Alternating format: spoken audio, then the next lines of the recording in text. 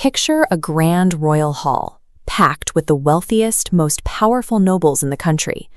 The king commands them to step forward, pass drawn swords, and kneel at the foot of his throne.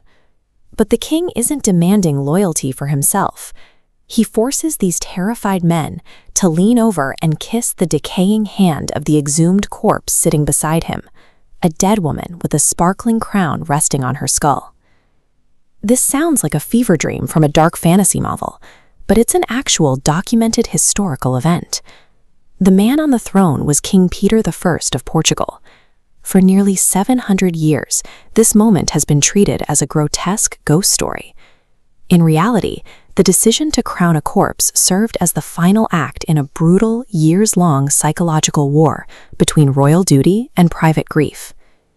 To understand how a king ends up crowning a dead woman, we have to go back to 1340 and look at the map of Europe. This region is Portugal.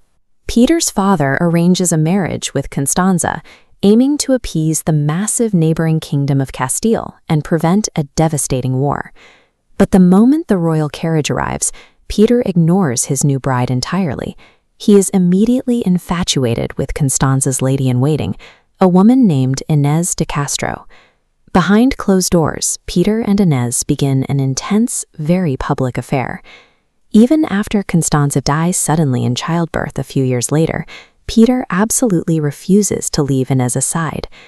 In the medieval world, royalty existed to serve the state, not the self. By choosing his own heart over his political obligations, Peter put his personal desires on a direct collision course with the survival of his kingdom. King Alfonso viewed his son's obsession with Inês as a direct threat to Portuguese national security. Peter and Inês were living together happily, and they had 4 illegitimate children. Alfonso looked at this family tree and saw a ticking time bomb. He feared that down the line, those children, backed by Castilian relatives, would claim the Portuguese throne and plunge the country into a bloody succession war. The king tried banishing Inês to a monastery in Coimbra, but Peter just followed her. So in 1355, Alfonso made a cold, calculated decision. He sent 3 assassins to the monastery to eliminate the threat permanently. The men broke into the sanctuary, cornered Inês, and right in front of her young, screaming children, they cut off her head. King Alfonso thought a swift, brutal murder would solve his political problem and prevent a civil war. Instead, the horrific violence completely destroyed his son's psychological stability, igniting the very conflict the king hoped to avoid. When Peter found the love of his life murdered, his profound grief mutated into a blinding, uncontrollable rage. The prince immediately raised an army of his own and began tearing through the countryside, waging a highly destructive, scorched earth war against his own father's kingdom. The two fought for nearly a year until a fragile truce was finally negotiated. But just 2 years later, King Alfonso died. Under the laws of succession, Peter officially became the undisputed King of Portugal. A man whose mind had been completely shattered by trauma was now holding absolute, unchecked sovereign power. The moment the crown touched Peter's head, the new king issued his first directive. He ignored the economy, he ignored statecraft, and he launched a relentless international manhunt to track down the men who slaughtered Inês. The assassins had fled to Castile, but in 1361, Peter managed to capture 2 of them. They were dragged back to Portugal in chains. When they were finally brought before him, Peter decided that simply beheading them was far too merciful for the agony they had caused him. In front of a public crowd, Peter ordered an execution method designed to mirror his own emotional pain. While the 2 men were still alive and conscious, the king's executioners physically ripped their hearts out of their chests.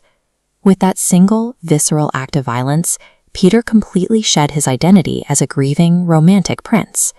He was now a ruthless, terrifying monarch who would stop at nothing to settle a score. Which brings us back to that dark, candlelit throne room. The coronation of Inês's exhumed body served as a chillingly calculated act of theatrical humiliation against the court. Peter forced the exact same nobles who had supported his father's deadly political maneuvering to physically bow down and submit to the very woman they had conspired to murder. Having completely forced the kingdom to recognize her as their rightful queen, Peter finally laid Inês to rest. He had her entombed in the Alcabasa monastery with the highest royal honors. When Peter wrote his own final will, he made one last demand. He ordered that his tomb be placed directly across from hers, foot to foot. According to the legend, this ensured that when they both woke up on Judgment Day, the very first thing they would see is one another. The legacy of the Corpse Queen remains one of the darkest chapters in royal history. It stands as a reminder of what happens when absolute political authority is wielded by an absolutely broken human being, leaving behind history's most terrifying collision of power and grief.